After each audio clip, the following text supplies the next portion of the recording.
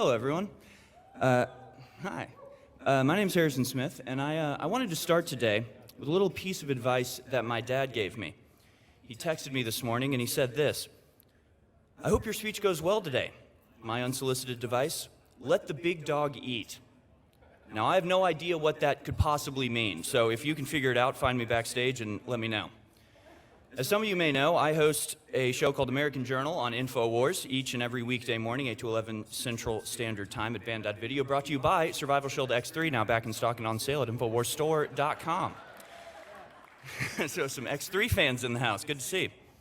We cover, of course, political news, current events, and culture, or what we refer to as a satanic cabal conspiracy trying to enslave humanity. And that means that every day, I wake up, like we all do, to a dizzying array, a maelstrom of horrors beyond human comprehension. And it can seem overwhelming at times to deal with the headlines, from street crime and violence to the indoctrination of children to deep state corruption to billionaires spraying chemicals in the air to try to block out the sun, and now they're trying to ban food. It can all seem incredibly hopeless. Even the occasional piece of good news that scuttles across my desk or my screen is hardly a relief. It's more like a brief, teasing respite, like a man patting you on the back and saying, "You're doing great, kid," before he returns to the task of beating you to death.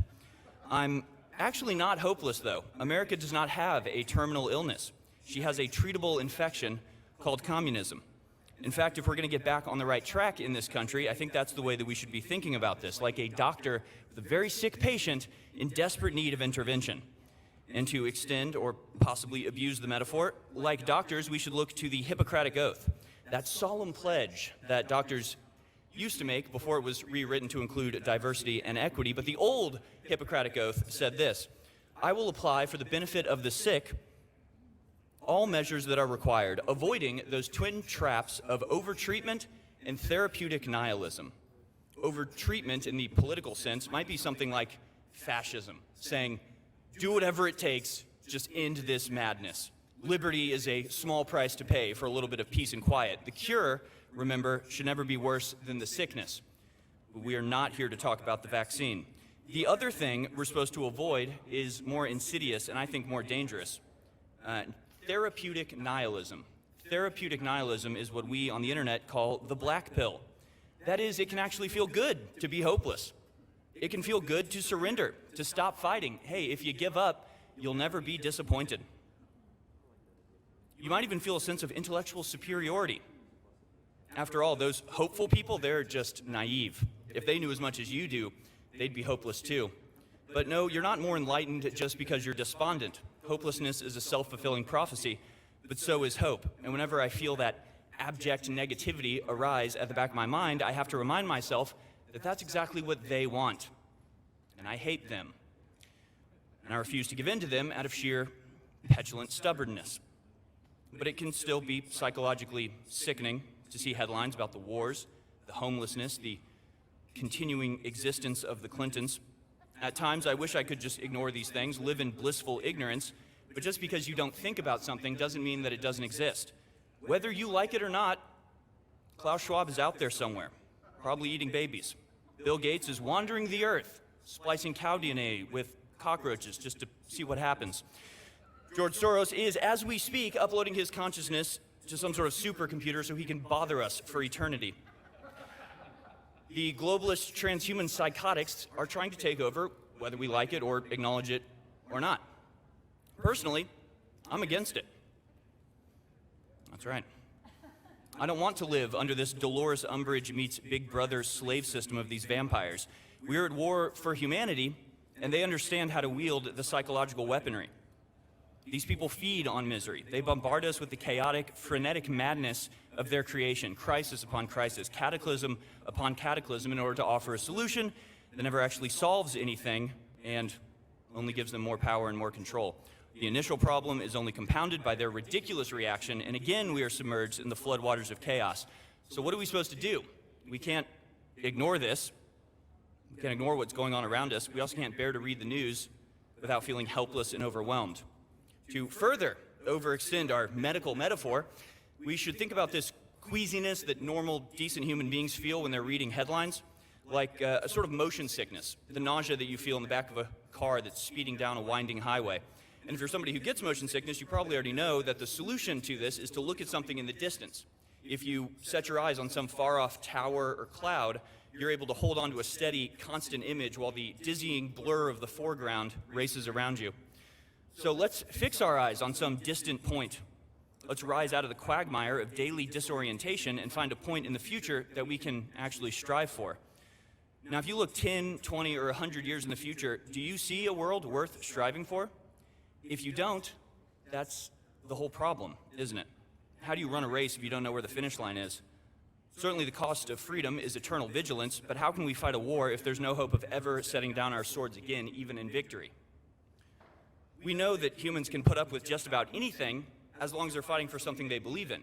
The fetid foxholes of the First World War were endured by soldiers because they believed in their cause, their duty, and their nation. Find a cause worth fighting for, and nothing is too great to bear. If you have no purpose, however, then even the slightest inconvenience can be intolerable. So we must have something to fight for, not just something we're fighting against. We have to be able to conjure an image of victory before we can even begin to achieve it. And I think that's where art comes in. One of the reasons I was excited to talk about this event and honored to be asked to speak is because of the focus on art. And if you really think about it, all art is some form of storytelling. Paintings, photographies, music, literature, of course the most impactful medium I think is film. All of these tell stories. Even a building tells a story about the people who built it. Humans are the only beings to tell stories, but we didn't exactly invent them. Stories just exist. They're real and we're all part of them. This event is a story, every day is a story. Every day we're painting hundreds, thousands of little stories. But what's the real story? What's the real overarching narrative being played out on Theater Earth? You hear this a lot, the narrative. What do people mean when they talk about the narrative? You hear things like the narrative of police violence, the narrative of white supremacy.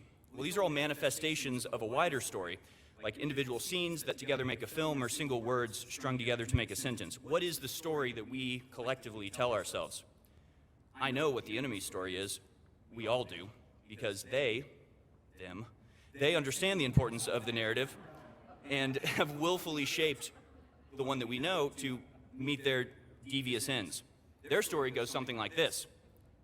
Everything was going great until those dastardly white people showed up.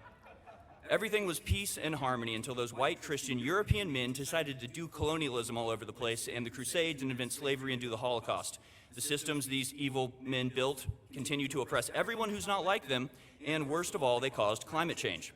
The earth is warming, the ocean's rising, life itself is going extinct, but the globalist will save you. Greed and hate are literally destroying the world, they tell us, but only by letting our benevolent billionaire masters form a global government and limit emissions and constrict population growth will nature survive. Humans, they tell us, are a virus, and central bank digital currency social credit score is the cure. It's got all the elements of a great story. Big bad guy, beleaguered underdog heroes, stakes as high as they could possibly be. They're saving the world. They won't stop telling us. And the urgency of all of this is extremely compelling. And we can spend forever talking about every aspect of this lie, and that every aspect of it is a lie. We could pick apart every one of the claims of this storyline, trying to undermine the foundation of their narrative, but to what end? Their story won't be defeated by logic, because it's not born by logic. To defeat their narrative, we have to put forward our own narrative, not just break theirs down. Our response has to be a positive assertion of the truth, not just a negation of the lie.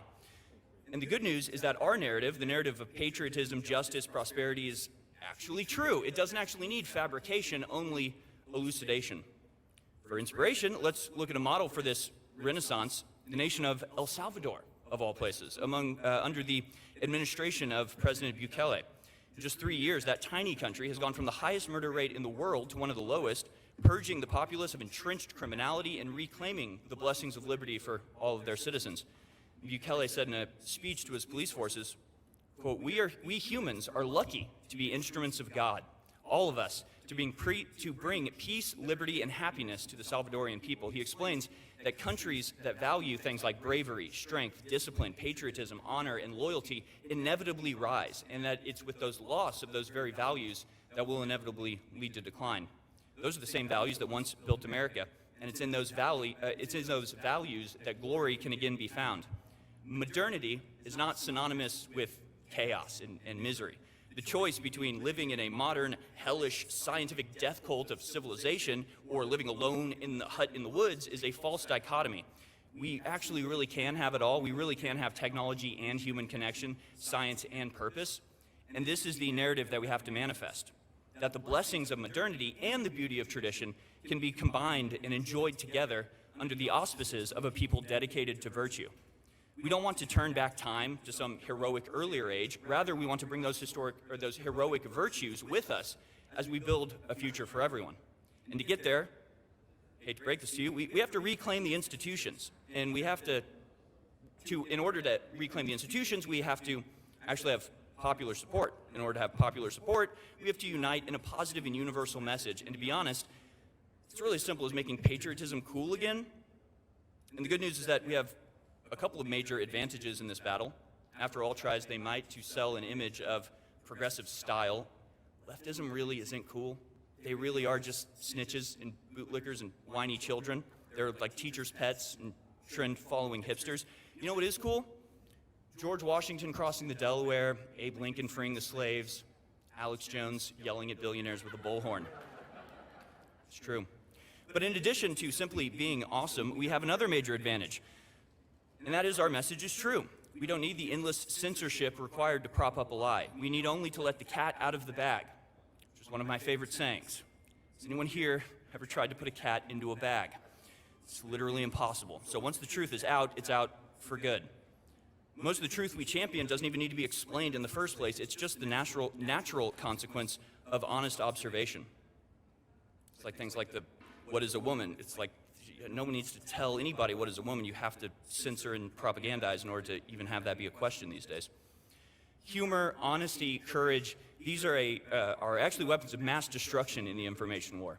And I'm not just blowing smoke. This isn't just hope without foundation. Look at what's happened in just the last few weeks. #1 song in the world, maybe it's been knocked down by this point, but for a couple days, Boycott Target, performed by somebody who was on this stage yesterday. The popular boycotts of these globalist organizations is crippling them, overpowering the influence and machinations of the bankers and money printers. The documentary, What is a Woman? Has been seen by over 100 million people since it premiered on Twitter 2 days ago. And these numbers are astonishing, and they should really give us all hope, reinforcing the power of unbridled truth and fearless adherence to reality. Really, the Great Awakening is on, and we should be pressing forward like an army chasing down its routed foe. This is an information war, a culture war, and a war for the narrative that guides the path of humanity, and our weapons are the stories that we tell. And like the Art of War says, if you know yourself, that's half the battle. If you know yourself and your enemy, victory is assured.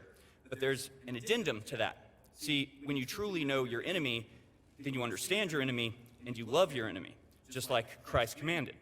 And as Martin Luther King was apt to remind us, only love can defeat hate. So whether it's an ancient Chinese warlord, the Nazarene son of God, or a black civil rights leader from the 60s, history is firmly on our side. And the story in which we now participate is the ever-present drama of good versus evil. The story we have to tell people is just basically the story of America. It's the story of men without masters, of a country founded on the Christian virtues of individual sovereignty and communal endeavors, where the shackles of race, class, and privilege and creed are all severed by the sword of blind justice. Of an experiment unprecedented in human history, and how that experiment has been subverted and manipulated over the last 100 years by a shadowy cabal, that's them, who figured out that they can have all of the benefits of power with none of the obligations by ruling from the shadows, controlling puppets in the public eye and enforcing clandestine agendas through international control of intelligence agencies. About how their plans have been revealed, their control contested, and humanity is awakening to the invisible chains that bind us. Like Gulliver waking on the Lilliputian beach, humanity's opened its eyes and it sees the straps now holding it down, and we've only just begun to strain against those binds. And also in terms of the other aspect, not therapeutic nihilism, but over-treatment, don't become the thing they paint you as. Don't get frustrated that we haven't won immediately. It took them decades to get to this point, and it's not going to get rolled back overnight.